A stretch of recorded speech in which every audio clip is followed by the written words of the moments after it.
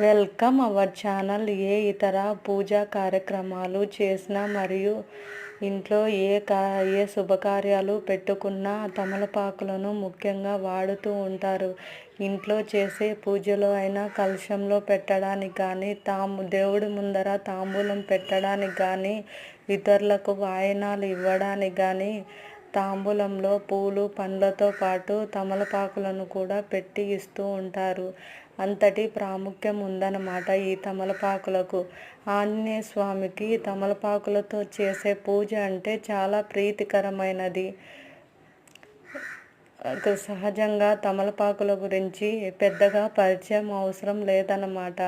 అందరూ వీటిని చూసే ఉంటారు. కానీ వీటిని చూసినప్పటికీ ఇవి ఏ చెట్టు కాస్తాయో కొందరు మాత్రమే చూసి ఉంటారు. ఇవి వచ్చేసి తీగలాగా అల్లుకుపోయి కాస్తాయన్నమాట. ఇదే తమలపాకు చెట్టు. నా వీడియో నచ్చినట్లయితే లైక్ చేసి సబ్స్క్రైబ్ చేసి పక్కనే ఉన్న గంట సింబల్ మీద క్లిక్ చేయండి.